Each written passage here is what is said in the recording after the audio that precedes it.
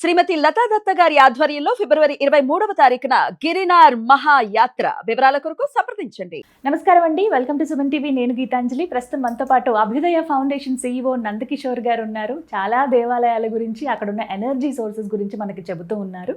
మరి ఎలా వెళ్ళాలి ఏంటనే చాలా డౌట్స్ అడుగుతున్నారు. కామెంట్స్లో మీ ప్రాబ్లమ్స్ చెప్తున్నారు. వీటికి సంబంధించిన దేవాలయాలు అంటున్నారు. అన్నీ చూస్తున్నాము. వాటికి సంబంధించినవన్నీ కూడా మీకు ఇన్ఫర్మేషన్ అందించే ప్రయత్నం చేస్తాం.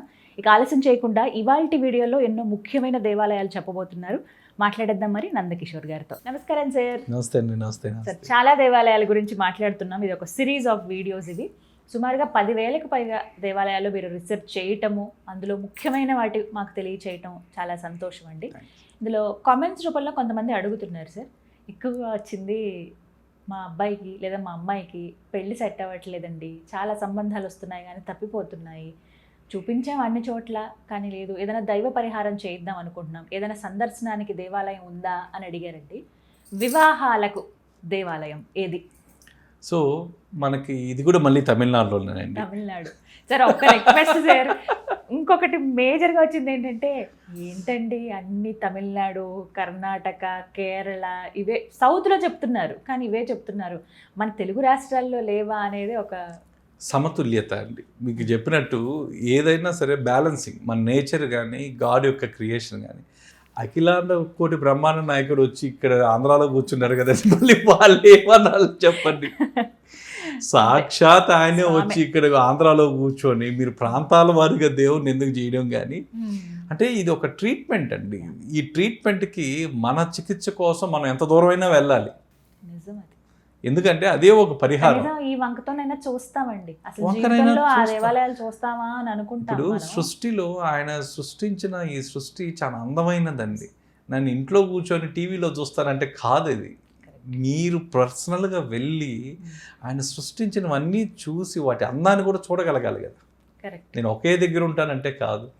సో దయచేసి దేవుని మాత్రం ప్రాంతాల వారీగా వద్దండి. సో మనకి ఏది అవసరమో అది ఎక్కడ దొరుకుతుందో అక్కడికి మనం వెళ్ళడం అనేది కరెక్ట్. అది ప్రకృతి ధర్మం కూడా. ధర్మం అది మనకు అది ఒక దివ్య అనుగ్రహమే. అనుగ్రహం కూడా. మనిషి జన్మ ఎత్తినందుకు వెళ్ళగలం, వెళ్ళి దర్శించుకోగలం. ఖచ్చితంగా. సరే మరి వివాహాలకు సంబంధించింది తమిళనాడులో కుంభకోణం దగ్గర ఉందండి. ఇది కళ్యాణ సుందరేశ్వర టెంపుల్. నేను పేరు విన్నాను సార్, కళ్యాణ సుందరేశ్వర టెంపుల్ గురించి, అక్కడ జరిగే సైన్స్ గురించి ఈ రోజుకి అందరు నోళ్ళు కట్టేసి ఉన్నాయి.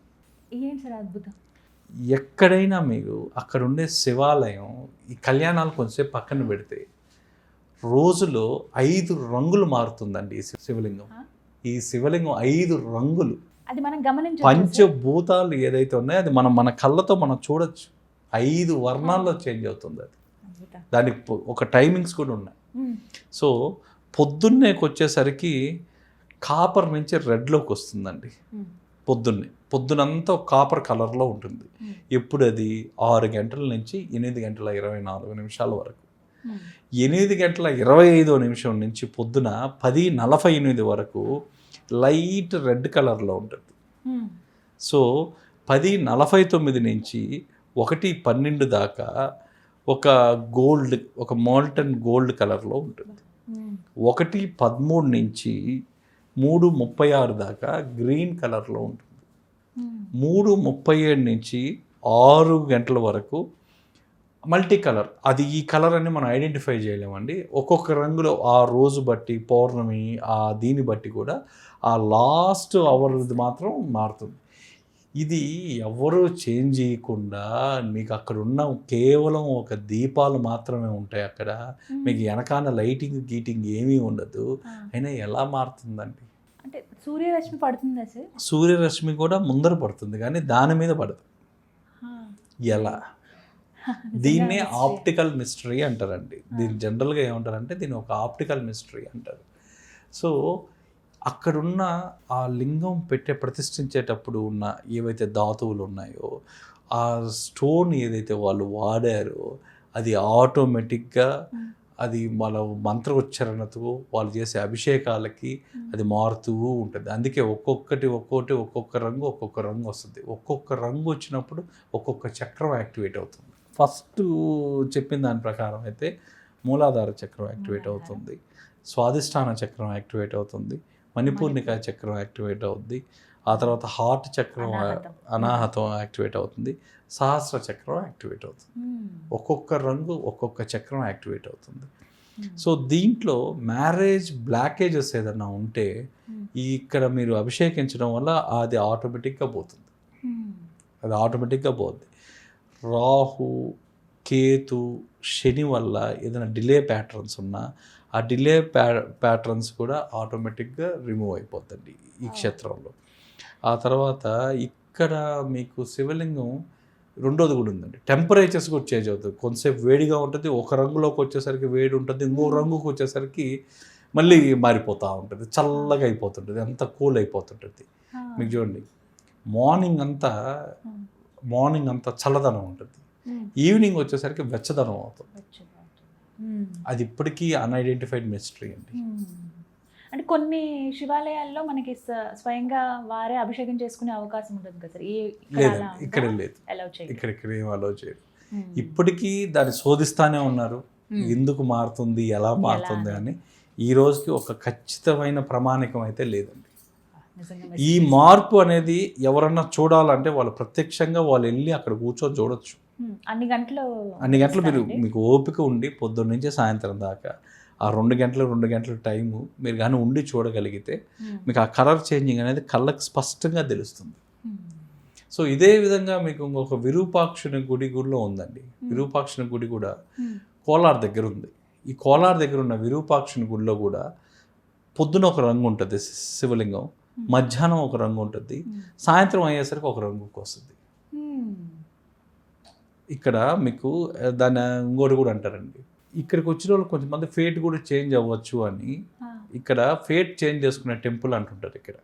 సో ఎలా అంటే మీరు ఈ టెంపుల్లోకి ఎంటర్ అయ్యి బయటకు వచ్చేటప్పుడు ఆ బయట ఒక చక్రం లాగా గీసి ఉంటుందండి. అక్కడ ఆ చక్రంలో మీరు నిలబడుకొని మీకు స్వామి పూజారి కూడా వస్తారు అక్కడికి, ఆయన సంకల్పం చేస్తారు మీ ప్రాబ్లం ఏది ఉందో అది. ఆ చక్రంలో నిలబడి మీరు చేయడం వల్ల మీకు అది పరివర్తన చెందుద్ది. పరివర్తన అంటే మంచిగా మారిపోద్ది, మీరు అనుకున్న విష్ తీరిపోద్ది. ఏంది అంటే ఆ కింద ఉన్న ఆ జియోమాగ్నెటిక్ ఎనర్జీ అండి, ఆ ఎనర్జీ అక్కడ ఉండడం వల్ల అది చేంజ్ అవుద్ది. ఇక్కడ కూడా శివలింగానికి మాకు ఇనిషియల్గా మేము అనుకున్నది ఏంటంటే ఆ కాస్మిక్ ఎనర్జీ ప్రసరణ అనేది అది జరిగే కొద్దీ అది పరివర్తన చెందుతూ వస్తుంది పంచభూతాలు ఈ కళ్యాణ సుందరేశ్వరంలో. సో ఇంకా ఇలాంటి దేవాలయాలు మనకు దాదాపుగా దక్షిణ భారతదేశాన టోటల్గా మన 5 రాష్ట్రాల్లో కలిపితే దాదాపు 1680 గుళ్ళు ఉన్నాయండి. ఈ విధంగా శివలింగం వాటికే అది రంగులు చేంజ్ అయ్యేది. దీని ఇంతవరకు మన వాళ్ళు ఒక కన్క్లూషన్ సింపుల్గా ఆప్టికల్ మిస్టరీ అని ఇచ్చేసారు, కానీ కరెక్ట్గా చెప్పలేకున్నాం. దీనివల్ల ఈ ఫ్యాక్టర్ వల్ల దీనివల్ల ఈ రంగు వస్తుంది, ఖచ్చితంగా కాపర్ ఎందుకు వస్తుంది, ఖచ్చితంగా గోల్డ్ ఎందుకు వస్తుంది అనేది మాకు అక్కడ రెజోనెన్స్, ఆ మంత్రోచ్చారణలో మారుతుందా అనేది ఒకటి, అభిషేకం వల్ల మారుతుందా అనేది ఒకటి, ఇంకే చూస్తే ఆ యూనివర్సల్ పవర్ వల్ల మారుతుంది అనేది నిజం. సో అట్లా ఈ కళ్యాణ సుందరం ఉంది. ఈ శివలింగాలు నిజంగా ఎక్స్పీరియన్స్ చేయాలంటే మాత్రం ఈ క్షేత్రాన్ని ఒకసారి చూడాలండి అందరూ. ఓపిక్గా అన్ని గంటలు ఉండి కనీసం 2-3 రంగులైనా చూడగలగాలి. పొద్దున ఒకసారి సాయంత్రం ఒకసారి వెళ్ళగలిగితే ఆ 2 కలర్స్ అన్నా చూస్తారు. చాలా నీట్గా కనిపిస్తుంది, చాలా స్పష్టంగా కనిపిస్తుంది. అది సాయంత్రం అయితే ఇంకా స్పష్టత ఎక్కువ ఉంటుంది. మీకు మార్నింగ్ ఆ డే లైట్లు ఏదన్నా కొంచెం కలర్స్ అట్లు ఇటు ఉన్నా ఈవినింగ్ టైం మీకు చాలా క్లియర్గా కనిపిస్తుంది. పూజ అంతే. మీకు అక్కడ అభిషేకం తర్వాత ఆ తీర్థము విభూతి ఈ 2 తీసుకోవడం వల్ల వాళ్ళకి అక్కడ ప్రత్యేకంగా హోమాలు కూడా చేస్తారు. ఆ కళ్యాణ సుందరంలో ఆ హోమాలు కూడా పరివర్తన చెందుతాయండి. తమిళనాడు కుంభకోణం దగ్గర. థాంక్యూ సార్, నమస్కారం.